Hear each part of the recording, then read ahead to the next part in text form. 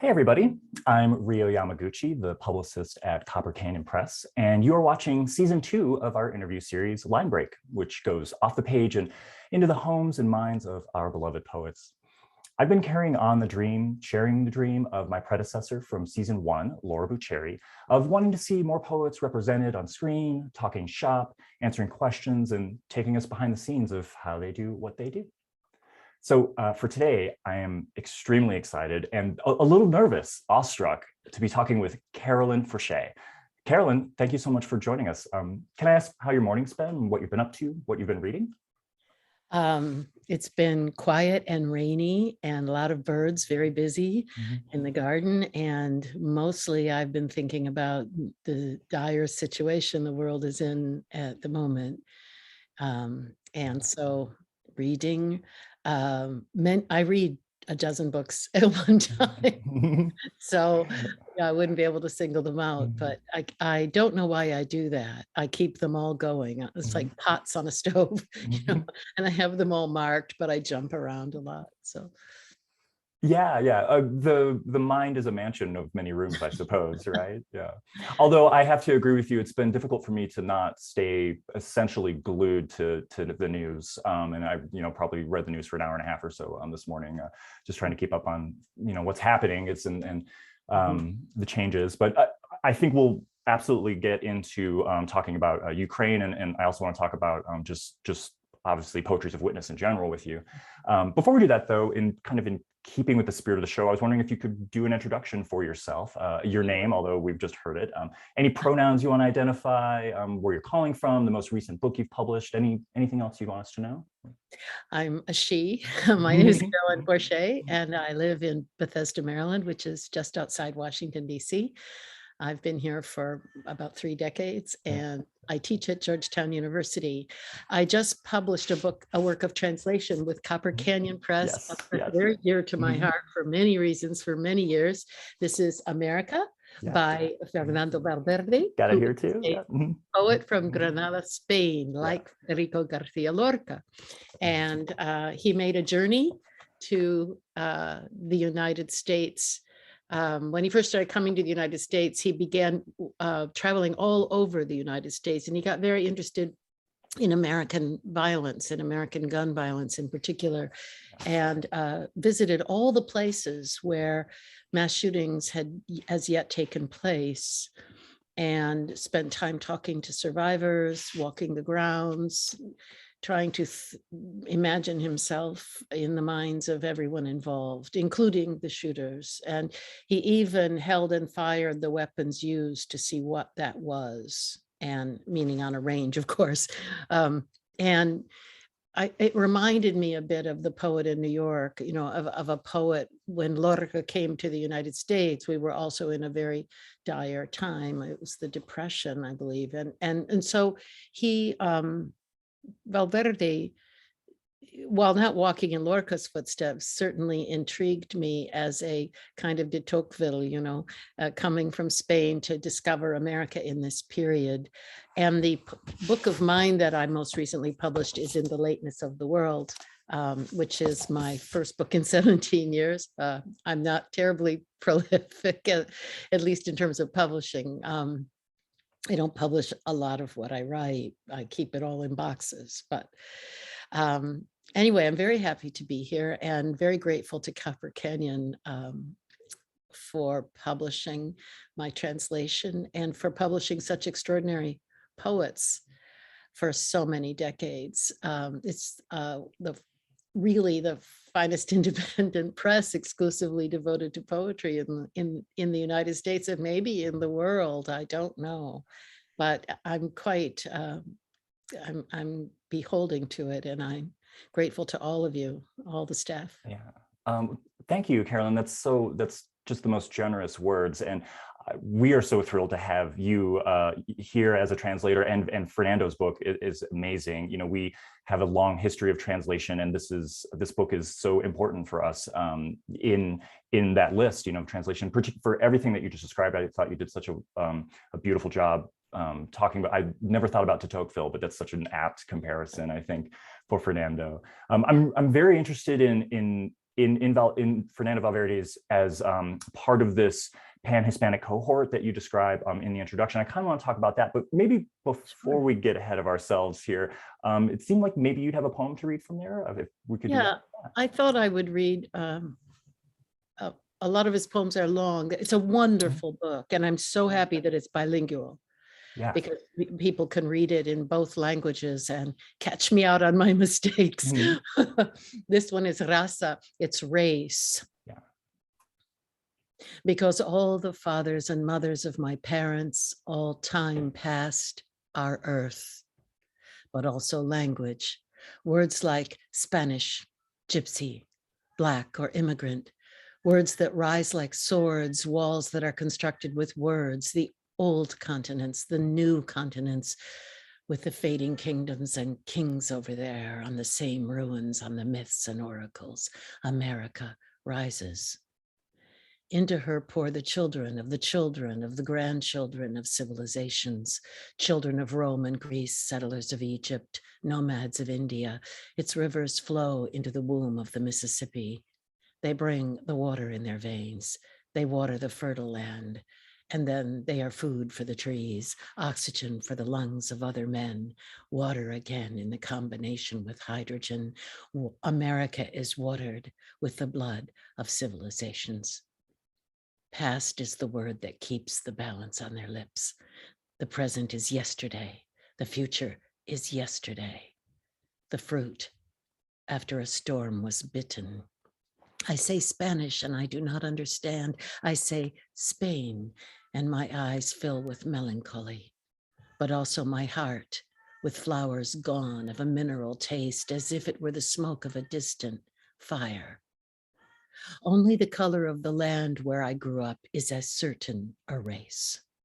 A reddish earth often bathed in blood, land that saw Phoenicians die, Romans, Arabs, men of every land and country, and also my grandfather and my grandfather's father, and also the old nuns who come every morning to the parish of San Juan de Dios, and the men who try to cross the strait and are returned to the shores of my country by the waves of the Mediterranean, and the people who suffer and always look toward the ground out of shame or weakness, or simply because they want to put an end to the journey.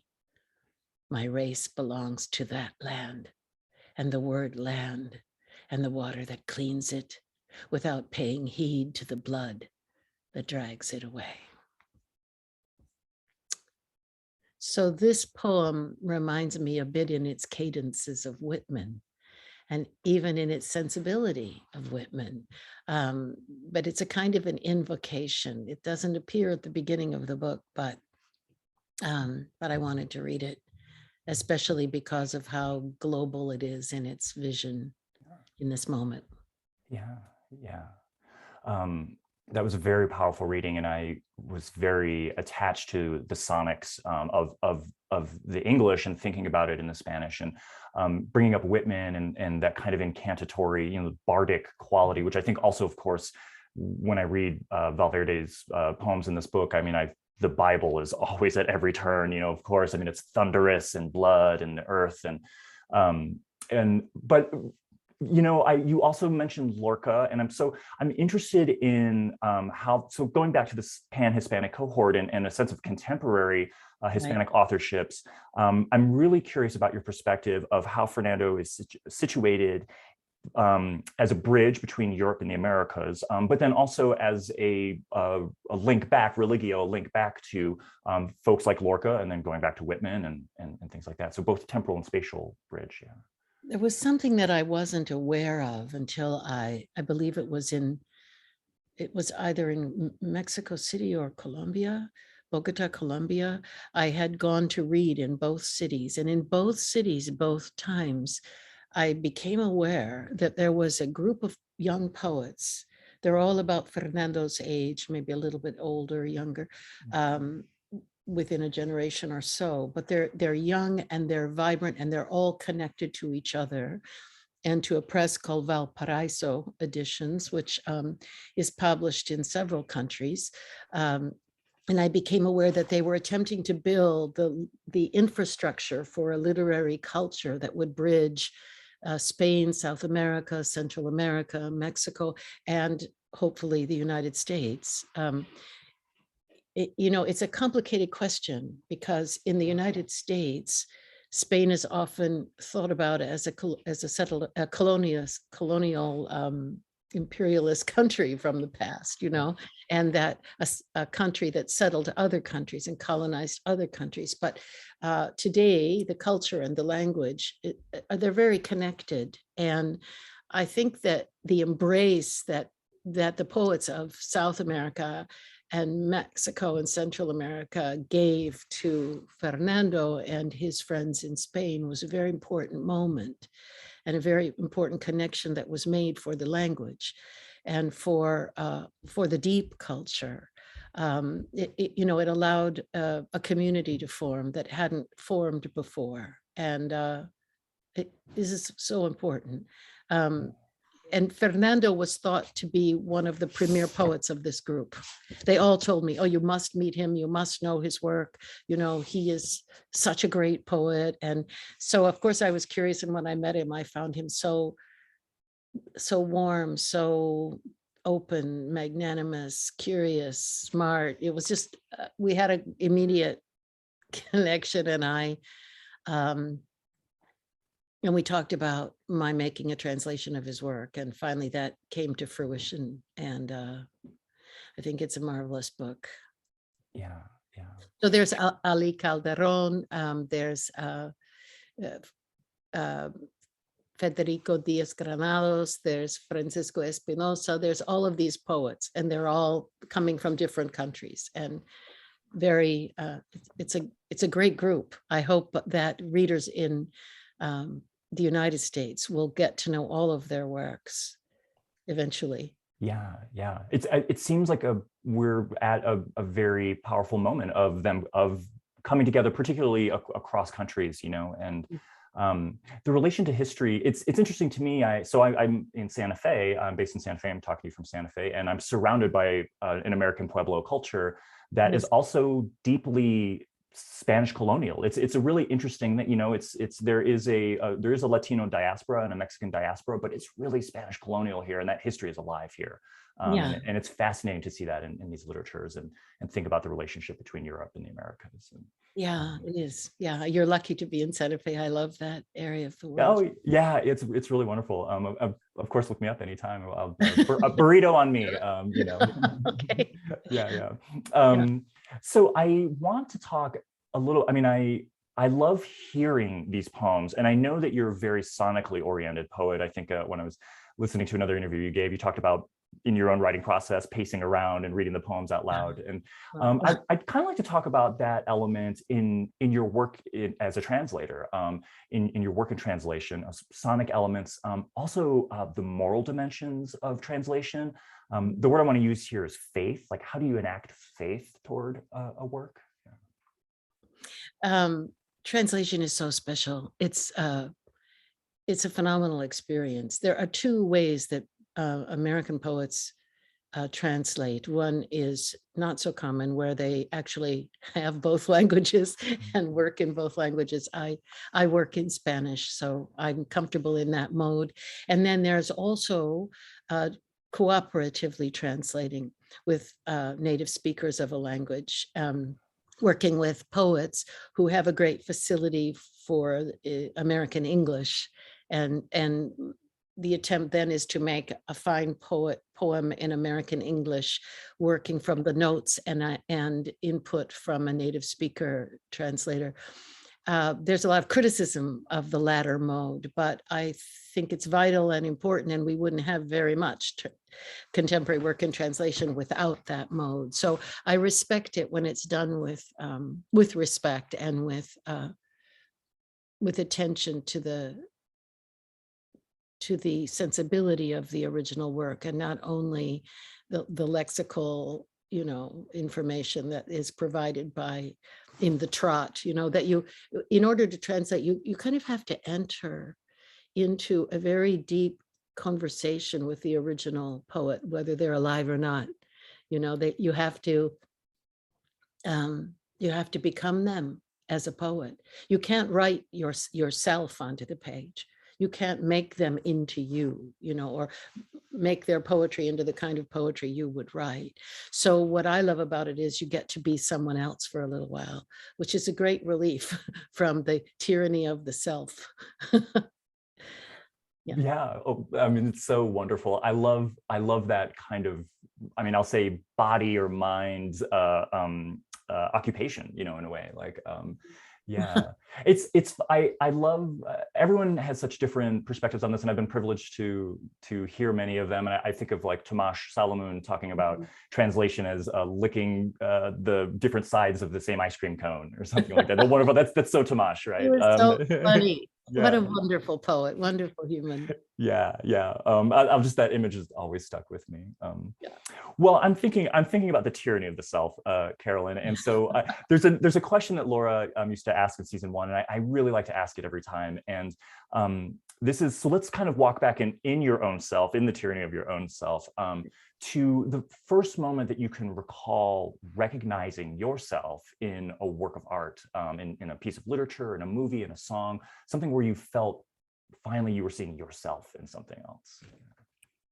Yeah, this is an interesting thing for me, because I was so I lived in such a provincial way as a child, very sheltered, I never much left the state of Michigan for my first, 20 years.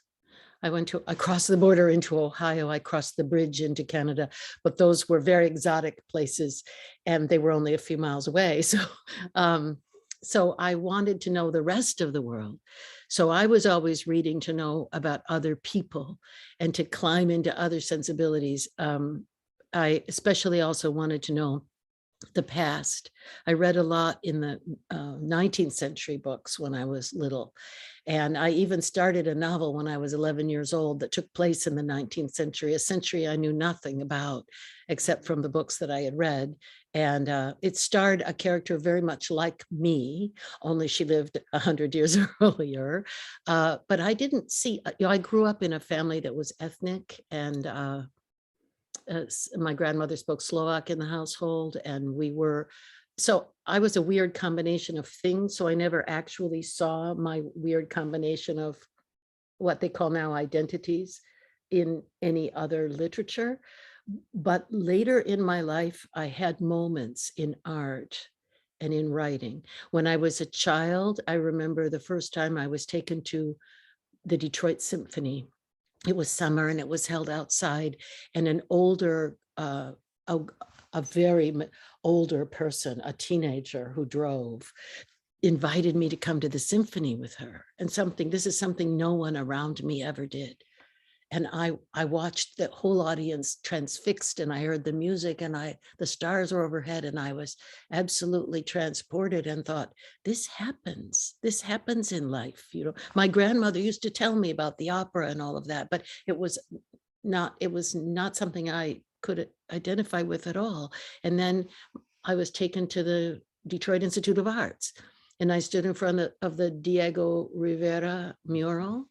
Was this with the same teenage friend, or? Yes. Yes, beautiful. She took me to the Detroit Institute of Art. She was on a self-improvement binge for herself, and she tagged me along, because she grew up very poor, this friend, very poor. They didn't have an indoor bathroom.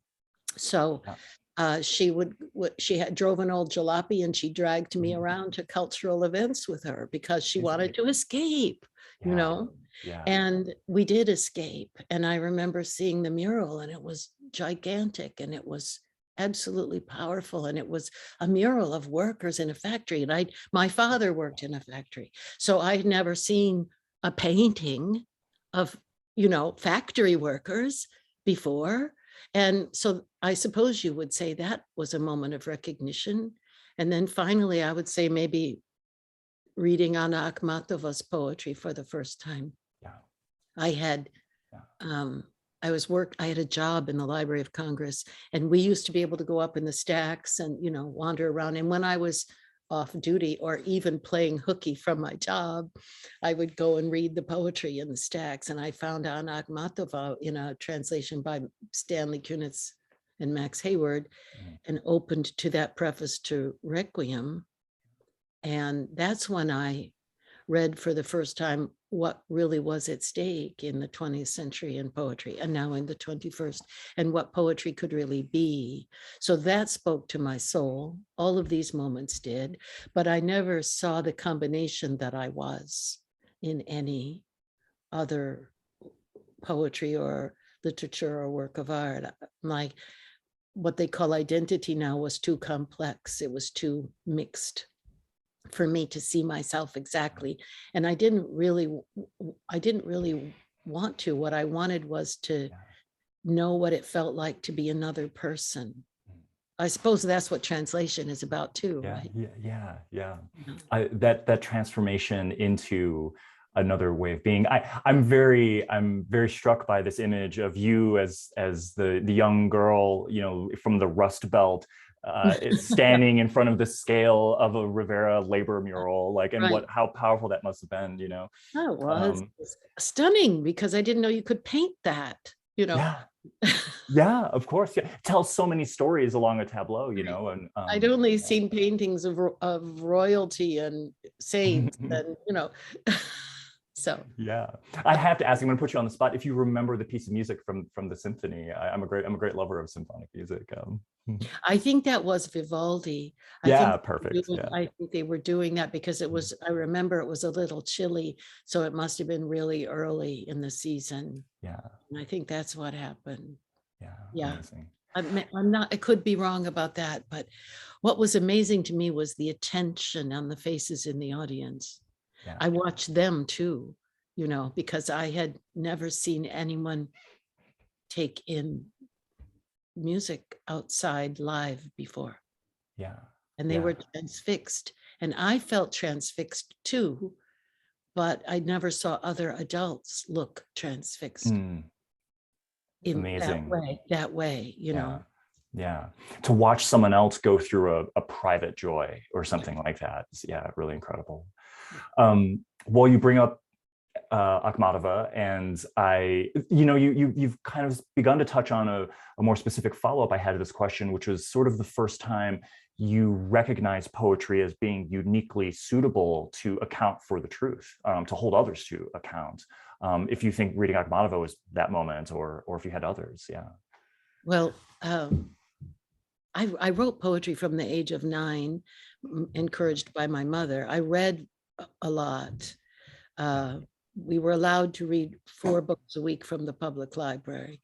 We couldn't take any more than that. But my childhood friends and I would sit under the trees and read in the summer, especially in the summer. And because of Michigan, we couldn't read under the trees in winter. But anyway, I remember the moment when I discovered one day when I was reading this probably very bad novel that I could do that. I could probably make a book just like that out of my own mind. And I started playing around with that and writing on my mother's typewriter. And then she pulled some books down and showed me what iambic pentameter was and what a sonnet was. And one day during a snowstorm, when we were out of school and snowed in and school was canceled, she assigned me to write one. And I wrote one, and I was absolutely amazed by the experience. And I kept doing it and doing it. I wish I could write as prolifically now as I seem to be able to write then. But you know, the way kids color and they just make art. I used to write like that kind of compulsively, but I didn't know you could grow up and be a poet. I didn't even know there were living poets when I was a kid. I thought they were all dead because all the poets that I read were dead. And then when I was a young person, a young adult, I began to write more serious poety. I still knew you couldn't grow up and be a poet. I still knew it wasn't. You've defied the odds, I think. But I knew that I was going to write the rest of my life. I also didn't know that you could still publish poetry. There was a lot of things I didn't know. I would say that in terms of poetry being a path or a vocation or a way to truth, I probably felt that when I was about 22 or so. And I think it had to do with I think it had to do with the poetry of Matova Mandelstam and Tsvetaeva, all of which were exciting to me at the time. I don't remember how I found out about these poets. That's what I don't remember. Yeah. It's in the primordial origins of your Yeah. I yeah. love the memory of that. Well, yeah, I mean, I love your sort of describing the scrappy freedom of being a child in creation, and you know, of course, adulthood is always kind of narrowing in that force. But so I have to. I think we have to talk about Ukraine, and you're bringing up these, you know, Russian authors, Akhmatova and Mandelstam, and I know that you just did a reading with some other Ukrainian authors that was, I think it was sponsored by LitHub. This is just about a week or two ago. I know you're a good friend with Ilya Kaminsky, the Ukrainian-American author.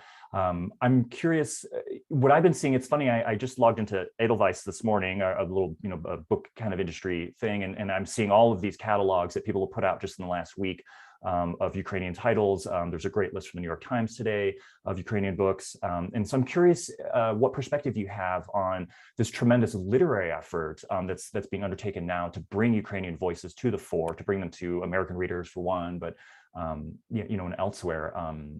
What's your perspective on it right now? Well, I've been connecting to Ukrainian poets through Askold Melnichek, who is a wonderful writer who lives in Cambridge, Massachusetts now, but he is from Ukraine.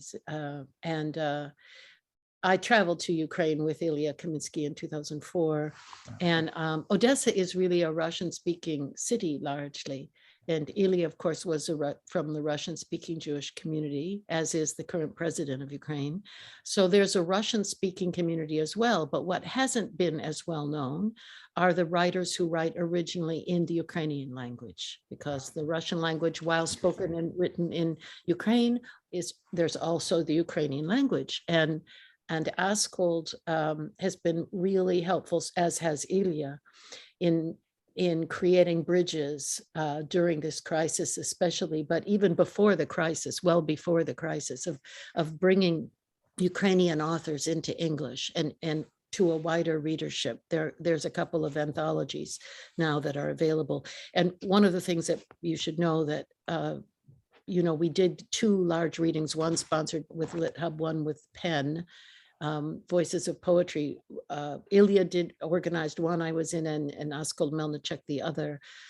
The poets that we read with, for the most part, made the decision to stay in their country and not to go into exile. We were trying to organize universities, colleges, literary organizations to sponsor the Ukrainian refugee writers in exile. And they said, no, we're not going. So you don't have to worry about us. Heroic, yeah. That was so moving. And we're staying in touch in various ways now through, you know, Facebook messaging and emails and things. But it's really important for Americans to read Ukrainian writers in this moment, because then you're going to read the soul of the country.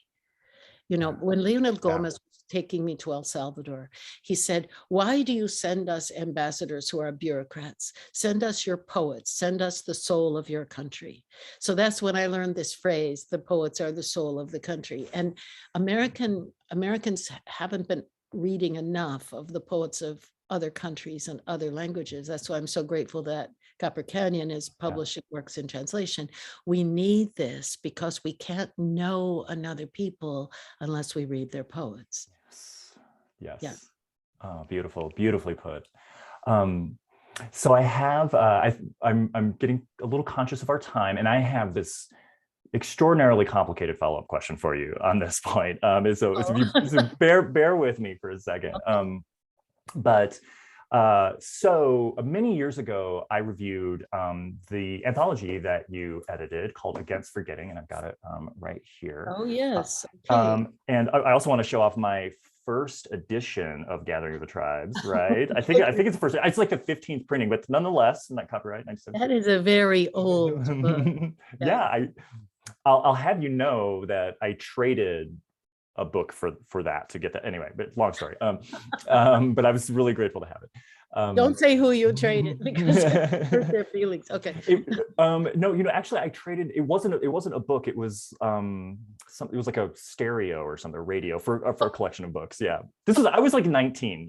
Okay. Okay. So on with my very complicated question. So I reviewed Against Forgetting again alongside a newer anthology on surveillance poetics, a really wonderful anthology put out by Black Ocean called Privacy Policy. And I don't have that here, but it's wonderful. I highly recommend it. I want to ask you how you feel that the poetry of witness has changed over the decades, and in particular, I think the famous image from The Colonel, where the ears are pressed to the ground, this idea of censorship, of silencing voices. But I think now we live in an age where silence is not the issue, it's the noise is the issue, right? So how has poetry of witness changed, especially in the face of the rise of disinformation, of the rise of surveillance practices and things like this? Do you think there's a different dynamic now? Yeah, I'll leave it there. I think of witness as a mode of reading rather than of writing. It's a way to deepen our reading of works by poets who endured conditions of extremity, passed through that extremity, which also marked their language and their consciousness. And it allows us to recognize what happened. And the poetry of witness is an event. It's evidence of what happened. Itself is evidence. It's not just testimony or description or this is what happened. It is, here's the language that passed through this fire with me. This is what I brought to the other side. Yeah. So when I think of, kinds or themes or subjects of witness, it has changed for me in that if I were doing, and I have occasionally toyed with the idea of doing a second volume, but then my sanity returns and I don't do the second volume because anthologizing is very difficult and very arduous and very fraught with problems of all kinds, including ethical problems. But what I have noticed is that there's a wider recognition of extremity for me now.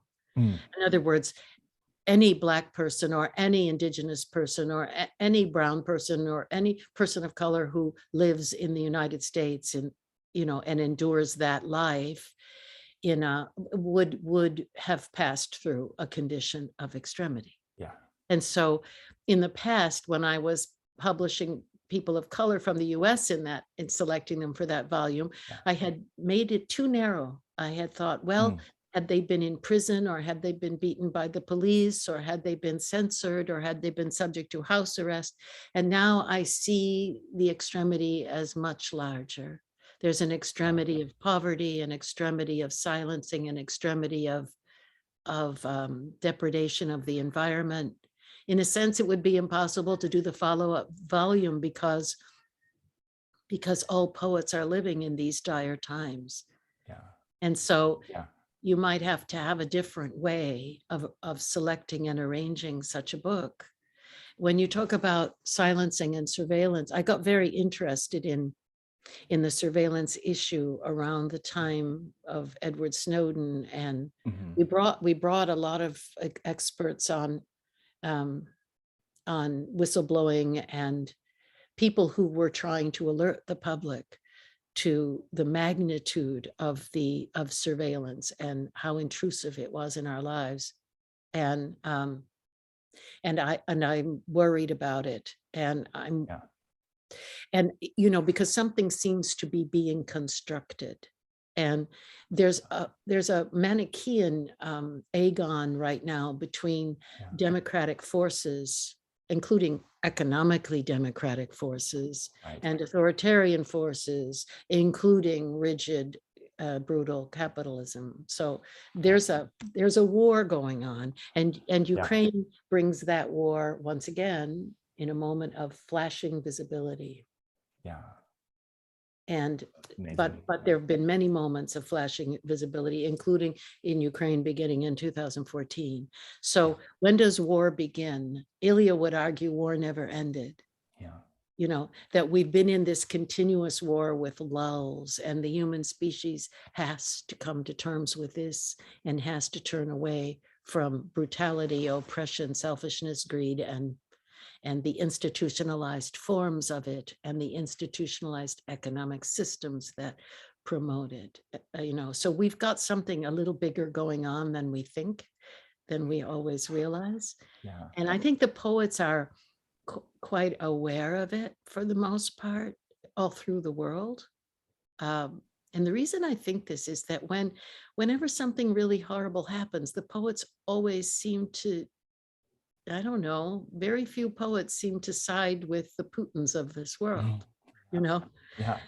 And maybe some do, but I don't see them very often. I don't meet them, and I don't read them, and I'm not aware of them. So, you know, there are unusual cases like, you know, Ezra Pound, or, but they're unusual. Yeah. So that's why I trust poets. I trust them to be the canaries, you know, going down, flying down into the tunnels of the earth, you know, just to see whether it's okay to breathe. So right now that's why I'm reading and thinking about poetry in Ukraine so much, especially in the Ukrainian language, which doesn't get enough attention and concern in the outside world, you know. It is. So I really hope that this war will end soon, and that it won't come to that the World War III, which has in a sense already begun, will end soon. Yeah. And will not come to a conclusion that would end all of us. Yeah. Yeah. I think It's that's powerful. the fear that people have, whether they want to admit it or not, or want to stay conscious of it or not. It's a fear that is gnawing at people's souls at the moment. It's a kind of background, subliminal, you know, awareness that that's not impossible. Yeah. Amazing. So powerful. I mean, I have this other question about how you feel where we are in history. I think you've just answered it. It's thinking about the war and presumably coming out of the pandemic, and of course all of the social reckoning that's been happening over the past many years. But I think you're right. I mean, these are all just indicative of an agon that's sort of always kind of churning, that's been churning for decades, of course. So this is our time.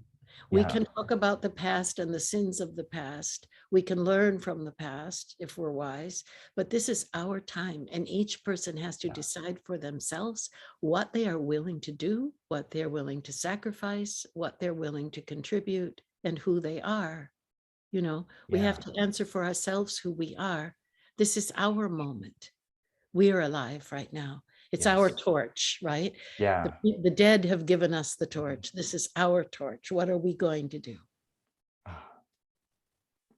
Well, I have to leave it at that, I think. I mean, I have hope in us, and I have hope in the inviolability of poets, as I think you're describing, or at least in my faith in that.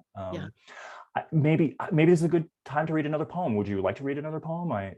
Sure. I will read a poem that I wrote.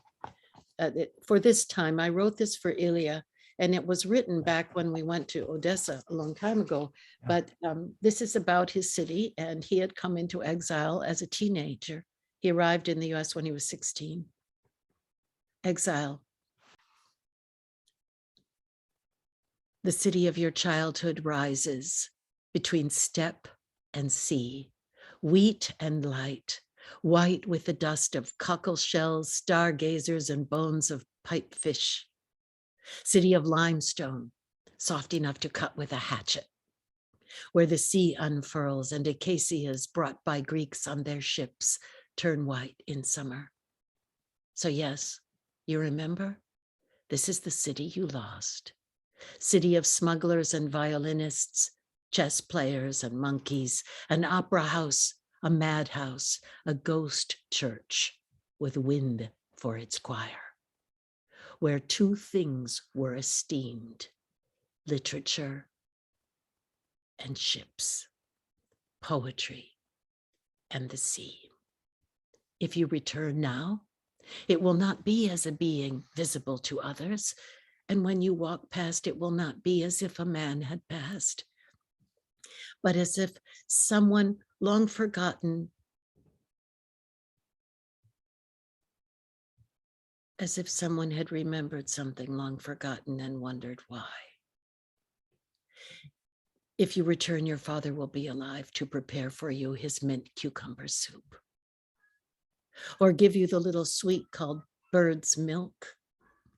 And after hours of looking with him for his sandals lost near the sea, you visit again together the amusement park where your ancestors are buried.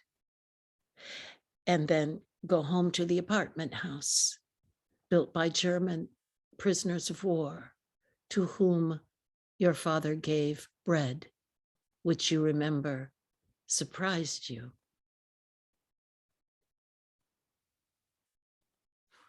You take the tram to a stop where it is no longer possible to get off. And he walks with you until he vanishes, still holding in his own your invisible hand.